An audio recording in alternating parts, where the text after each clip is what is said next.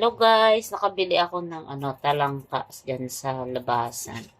So ito yung mga namimiss kong ulam sa probinsya namin. So linisan natin siya bago natin siya lutuin.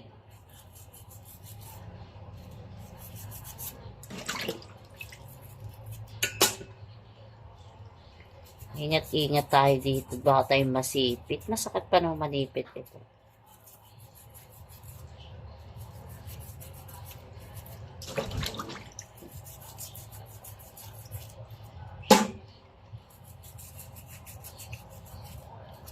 So, linisan natin yung kanyang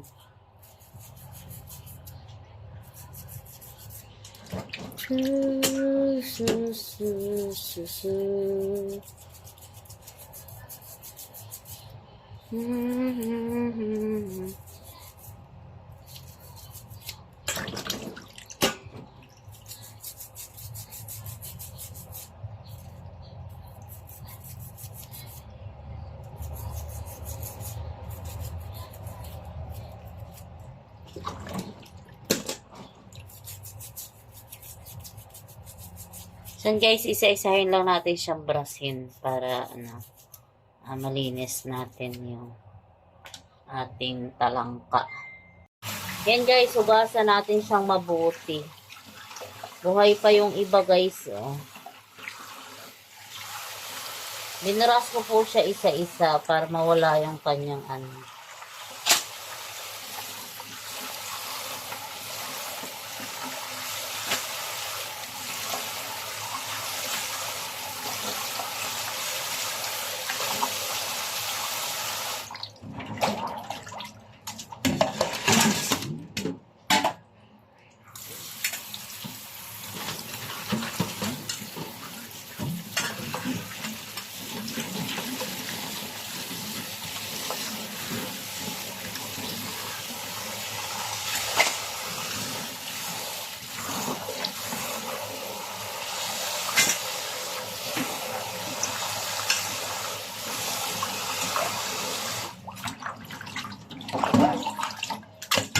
So guys, eto na yung ating talangka. Lalagyan natin to ng asin. So yan yung ating gagawin. Lalagyan natin siya ng asin. Para mayroon na siyang lasa.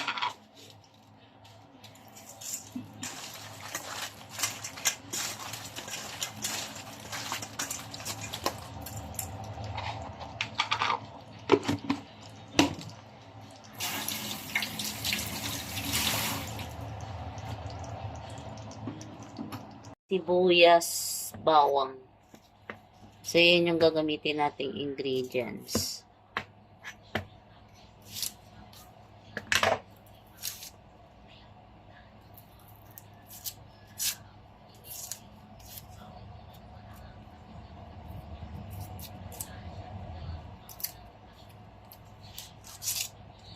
First time ko magluluto ng ganitong luto. Kasi dati, nung maliit pa ako, tagakain lang ako. Kasi hindi naman ako nagluluto. Yung nanay at tatay ko yung nagluluto sa amin. Naging paborito ko to, yung pasamahan to ng mga suso, mga kuhol. Yan, yung kuhol sa probinsya. Yun nakakain ng kuhol. Siyempre, maliit pa ako. Hindi ko pa alam kung paano lutuin. So, ngayon, itatry ko muna siyang magluto ng sarili kong version. So, gagataan natin siya. Pero, ang gagawin ko dito is igigisa muna natin. Actually, pwede naman siya pakuloan. Pakukuluan natin yung talangka. Pero ako parang gusto ko yung ginisa. Gigisa ko muna siya sa sibuyas at saka bawang. Para maluto natin.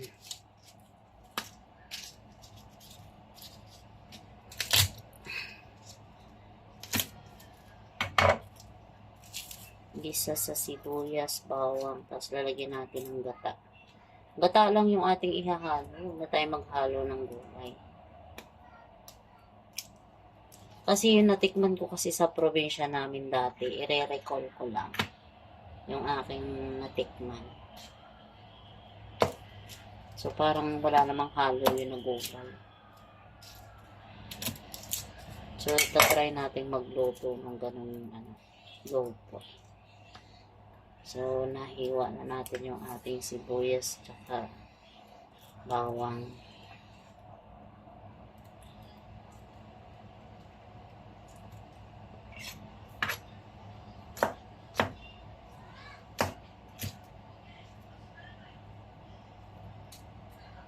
So, gigisa lang natin siya.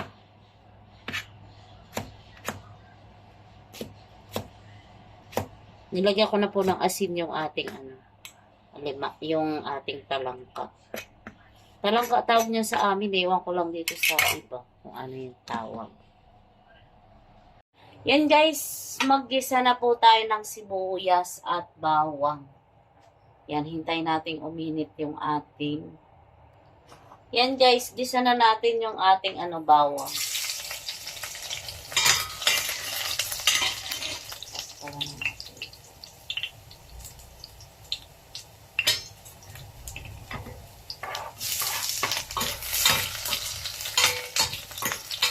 So, igisa lang natin yung ating bawang at sibuyas. Na siya, nag-translucent. Saka natin ilalagay yung ating talangka. Gigisa muna natin yung talangka.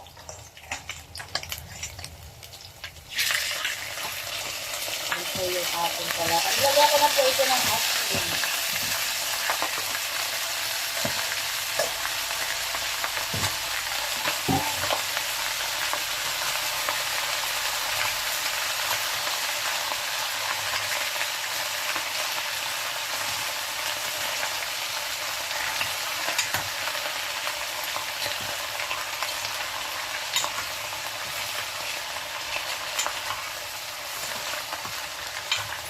So, purong talangkano lang po ito.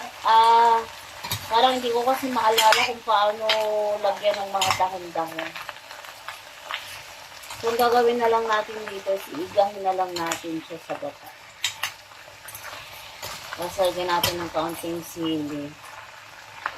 Lalagyan natin ng paminta. Yan, paminta at asin po yung ating ginawang pangkalasa.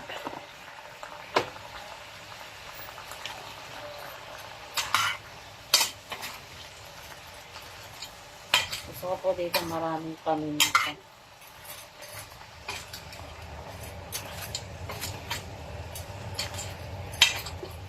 So, takpan lang po natin para maluto yung ating talangka. Masama yung takip.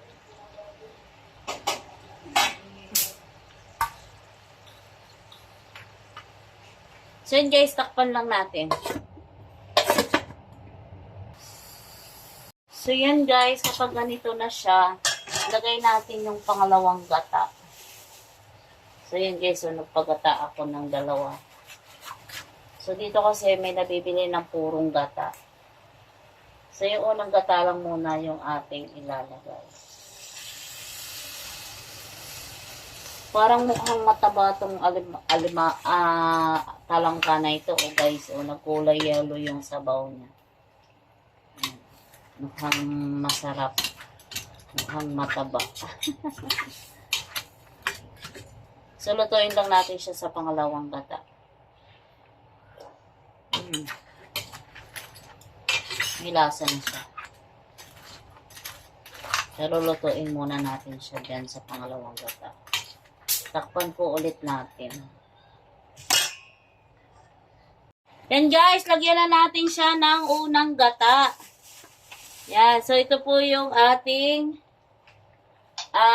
kakang gata. So ito po yung ating lalagay. Hindi na natin tatakpan yung ating kawali pag nalagay na natin yung ating kakang gata. Hintayin na lang po natin siyang lumapot para masarap yung ating talangka. Lagyan na rin natin ng sili ang ating talangka para masarap po yung ating kain. So yan guys.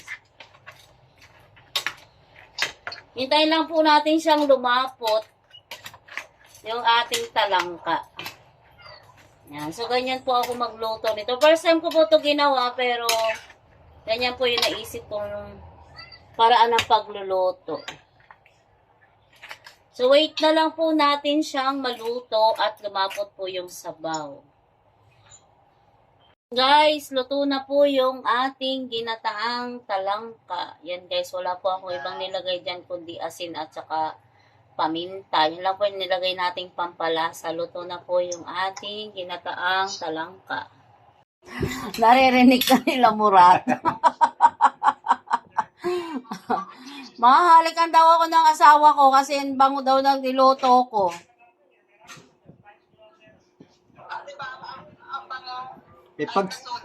Ipagsabangaw. Eh, bakit dito man lang?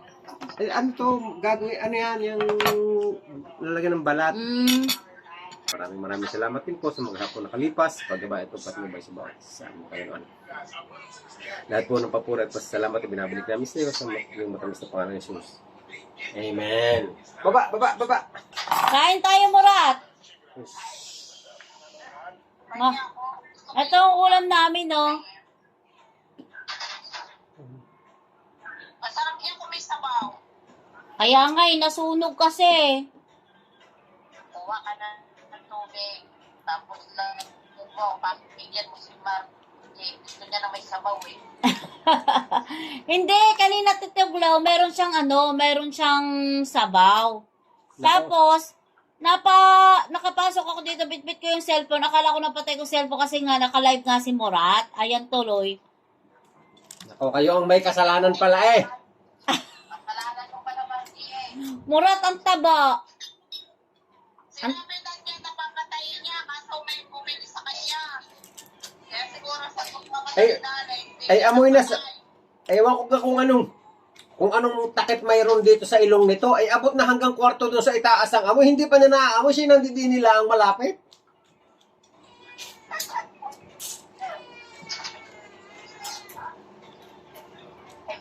Ay, paano ka maaamoy? Ang naaamoy niya ay 4 na litrang R-O-E-N. Yun ang kanyang naaamoy. Reels! Yan ang kanyang naaamoy. Hindi yung kanyang niluluto. Pasaway.